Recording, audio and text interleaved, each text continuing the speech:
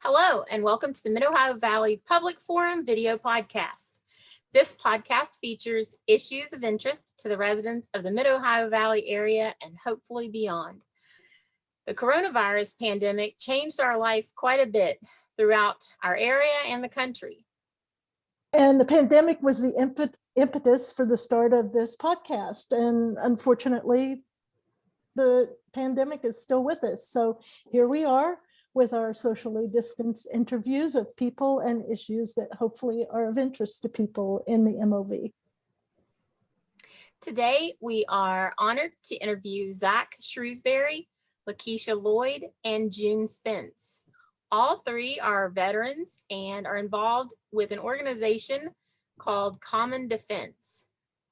As a veteran, I'm a Navy veteran and my husband's an Air Force veteran. I'm particularly excited to be interviewing the three of you today. Zach, first of all, can you explain to the viewers or listeners what Common Defense is and what issues you're concentrating on right now? Certainly. I'm Zach. I'm a Marine Corps veteran and the lead organizer for West Virginia. Common Defense, we got started in 2016 as Vets versus Hate, or Vets Against Trump. We're the largest grassroots veteran organization standing up to communities against the rising tide of racism, hate, violence. We are diverse, multi-generational, and we're just seeking to empower all veterans and rewriting the narrative that not all veterans are conservative. There are plenty of us out there that are progressive. We have thousands of members. We're in all 50 states. Right now, we're focusing primarily on passing voting rights for the People's Act, along with supporting other projects as well across the nation. So, I mean, you name it. We also boost up different organizations. So we've been to different protests for the Poor People's Campaign. We've been helping the Working Families Party out in Washington as well. But our most centers around for the People's Act. But that leads to we write LTEs, rallies, events, text banks, canvassing, you name it. Lakeisha, tell us a little bit about yourself. Why did you join the military? And we know you're a veteran of Afghanistan. Can you tell us a little bit about what that was like and why you got interested in being in Common Defense? I chose to go into the military. I'm a United States Army veteran. I was served between 2001 and 2010. I would honestly say that the reason I chose to go into the military, it was two things, actually. One, I come from a military family, military background. Grandfather fought in World War II in the Pacific.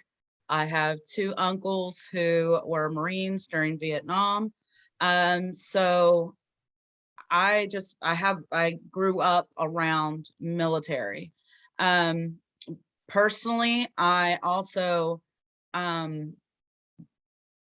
wanted to serve my country. I came in, I went active duty after 9/11.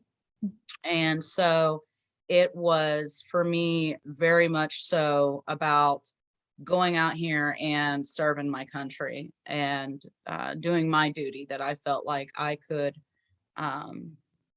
there was something that I could do for my country. So I most definitely wanted to do that. So I chose to go into the United States Army. And as far as getting into Common Defense, I'm a veteran. And since I got out in 2010, you know, I have went through my own personal battles as a veteran trying to get a hold of benefits and things of that nature. I worked for a nonprofit organization where I was a veterans benefits officer for a while. And I just saw the need there that so many veterans that have served really do not know how to be able to get their benefits that they are entitled to, from healthcare to being able to file disability claims for the injuries or, issues that they may have incurred while military service, and just, the basic things that we should know when we get out, that so many did not know, including myself. And so,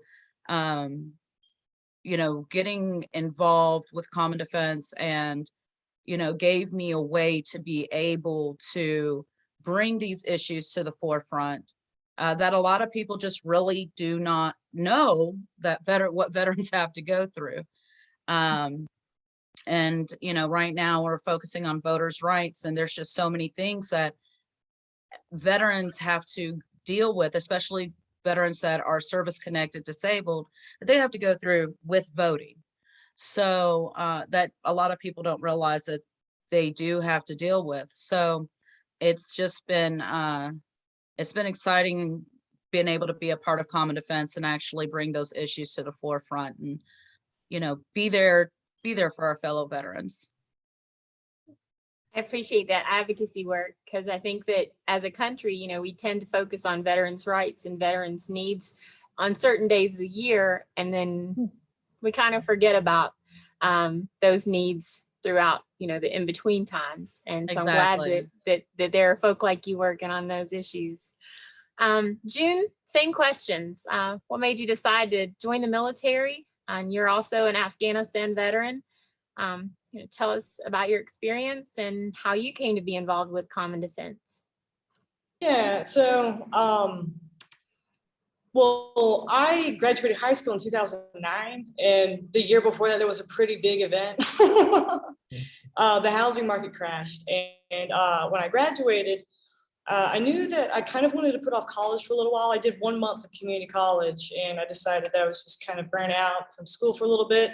So I would like to try something else. And throughout my childhood, there's just been this, background noise all about the global war on terrorism. That was literally the reign of my, entire childhood from 10 years old, because 9/11 happened 13 days before my 11th birthday.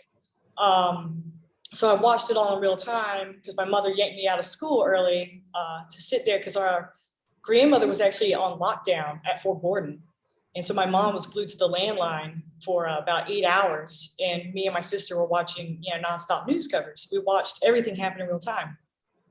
And so of course that leaves a lasting impression on someone. And so you're going to follow the news, like a hawk, like for your entire life. And so essentially I graduated, there were no jobs. I had this avid interest in history, and I kind of wanted to go over and see what was going on. Similar, I guess, to like how Oliver Stone described his, motives for going to Vietnam. So I decided to join the Army, like Lakeisha. I'm an Army veteran. I wanted to go airborne. So that made me a part of the 82nd Airborne, and I deployed to Kandahar in 2012 as part of a special assignment for our brigade, a thing called a female engagement team. And at this point in history, men and women and their gender roles were still segregated from combat.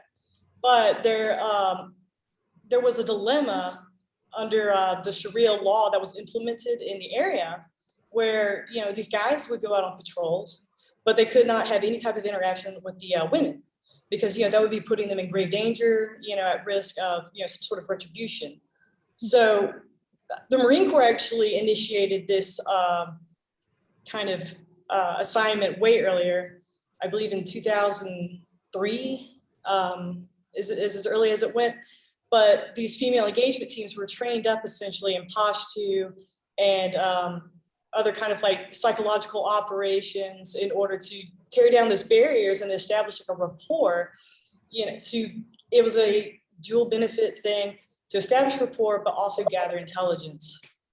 So that was what I was trained up to do. The way that we split this was, the girls in our battalion would roll out as needed with a certain group called Quick Reaction Force. Otherwise, we were pretty much doing our own military occupational specialties, our jobs.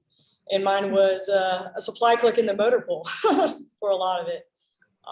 At one point, an Afghan National Army soldier actually drove his Ford Ranger, which were kind of like their main vehicles. We drove it in for an oil change in our motor pool.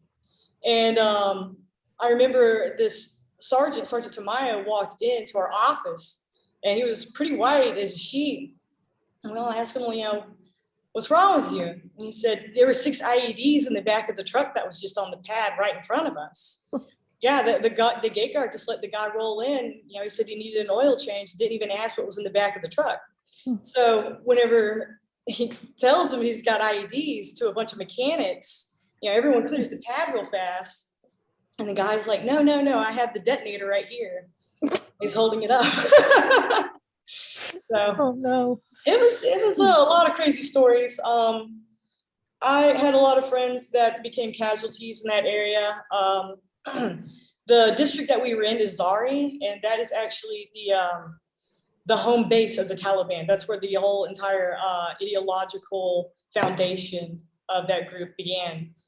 So the entire time, you know, children would be coming back and forth across our pathways and in front of the, you know, the Ford operating base, the FOB or whatever. And we had towers there on the outskirts. And at one point I caught 3 children carrying different components for building improvised explosive devices. And that was upsetting because not even 2 weeks ago, one of my very best friends, I found out had stepped on an IED, had killed a staff sergeant, and no one knew if he would live or die. So in that moment, it was very difficult to deal with the fact that these children that I had, you know, made friends with, had played with actually 4-hour rock fights with, and, you know, small conversations with, and traded money with. One was a counterfeit 1,000 Afghani dollar. It's brand new, crisp, clean. That's where, you know, the Taliban is right there on your doorstep. So when I came back, you know, I'm trying to process all this as a 21-year-old, and my family took me out to a PF Chang's, and I'm originally from South Carolina. And so my family is very conservative, pretty much on the Tea Party side of the aisle. And it was an election year, Mitt Romney and Obama. And so I'm sitting there at PF Chang's, my nice uniform with, you know, my combat stuff on, my wings. And I got all my little cousins on either side of me. And my, you know, grandmother and aunt are trying to, you know, kind of like distort what the point of this homecoming dinner is in order to kind of reiterate to my siblings who they should be voting for in the very near future. And she points to my 8-year-old cousin right next to me. And she says, and who are we going to vote for? My 8-year-old cousin says, Mitt Romney. And then that's when I lost it. I don't think I've ever been the same politically ever since. I used to be totally apolitical, but that moment changed everything. I stood up. I was screaming at my aunt and my grandmother because I told them I met good Afghans, I met bad Afghans, I met good American soldiers, I met bad American soldiers. While I was there, Staff Sergeant Robert Bales walked off his post and murdered 16 Afghans in the middle of the night. It's called the Kandahar Massacre. And that was like 40 miles up the road from where I was. So I knew there was one thing out of that entire experience that I absolutely could not let happen. And it was indoctrinating the next generation into something that they did not fully understand, and just kind of like corrupting, you know, their views of the world before they had even understood it. So that's why I was motivated to join Common Defense, I believe. And that's why I joined the Army, and and now I'm here talking to you guys. So, Zach, it looks like with the end of the war in Afghanistan, the push to end the forever wars has kind of succeeded for a while anyway, for right now. So what issues is Common Defense concentrating on in the near future? What do you all hope to, you know, accomplish in the next year? Of course, right now we're still building up our membership. We're still fighting for the People Act and voting rights, as everyone touched on. We're also focusing on welcoming our Afghan allies who have came over from the evacuations and getting them settled down and ensuring that they're welcomed here in the nation. We have a long list of things that we plan on doing right now.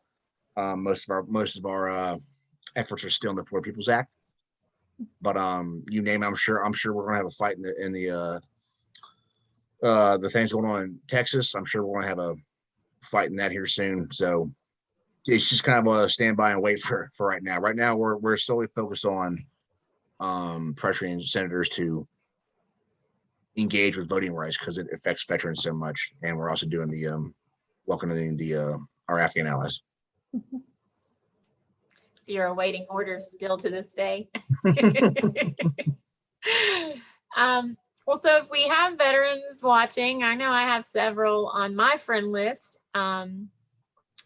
How would they find more about Common Defense? And if they're interested in joining you or your advocacy on issues of interest, how should they reach out? Absolutely. You can literally just look up online commondefense.us, read all about the organization. There's just scroll down, you'll find membership, and you can sign up that way. And one of us will be in touch with you, or you can reach out to any of us on Facebook, or you can reach out by email. I can give my email at the end of this, or either way. Yeah, but the fastest way is to just look at the website, request to join. We'll get notified. One of us will reach out to you. Well, I want to thank all of you for taking the time to talk to us today, and I want to thank you for your service. And I think voting rights is so important. All of us veterans took an oath to support and defend the Constitution of the United States. And I think most vets feel that that oath doesn't end when their service ends. That is an oath that they take for life, I think. And so I want to thank you all for your continuing efforts to uphold that oath and secure voting rights and other rights for veterans. So thank you all. Yeah. Thank you. And I'd like to echo those words of thanks. My grandfather was in World War II in Korea. And so I grew up, really appreciating that service and understanding, what an undertaking that is for both the member and their family. I have quite a few friends in the military right now who are stationed here and abroad, and they're, still active in their continuing efforts for freedom. And I appreciate you all and them, and just really thank you for joining us today. No, it's a pleasure. Thank you for having us. Yeah, Yes, for real. most definitely. Thank you for having us. Thank you so much.